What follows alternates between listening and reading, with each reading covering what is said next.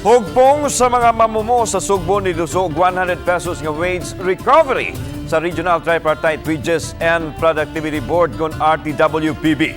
Giklaro nila nga dili kini ang gitinguha nilang aumento kundi ayuda lang tungod sa nasinating inflation. Samtang gidawat sa ahensya ang petisyon apan ipaubos pa kini sa proseso. Ani ang report. Una ni parehang silang sentimiento ang mahugpong sa mga mamumuo uban ang mga support group at ubangan sa watan sa Department of Labor and Employment Kuntuli Region 7. Nagpahigayon silang signature campaign alang sa gipangayo nilang wage recovery.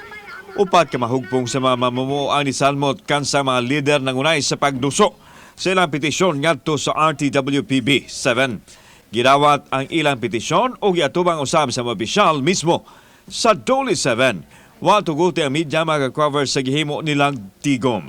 Gipasabot ni Dennis Derigi ang opisyal sa partido ng manggagawa nga dili aumento kun dili wage recovery ang ilang gipangayo tungod sa nasinating hilabihan kamahal sa palaliton, mahal nga cost of living.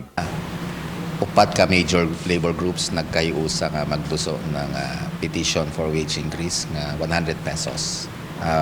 Wage recovery na mo siyang gitawag kay kung increase man jod basihan na mo cost of living. So 1,200 to matag-adlaw base mismo sa data sa gobyerno. So ang amo lang jod kay taas pa man nga kumbati kung 1,200. Ang amo lang jod murag immediate economic relief ba sa mga workers. To pag panginabuhian ay apektado na taas kayo ang palaliton o niya. Ang mamumuo isa lang sa isa ka tuig, isa lang ka beses gitagaan sa balaod nga mo file og increase. Gidugang nila nga tungod sa kamahal sa cost of living sa Sugbo, ang ngayon nga adunay 750 pesos unta nga aumento sa sweldo aron mamahimong 1,200 ang minimum wage sa mga trabahante. Mao kini ang sunod nilang tutukan uban ang kahugpungan sa mga mamumuo.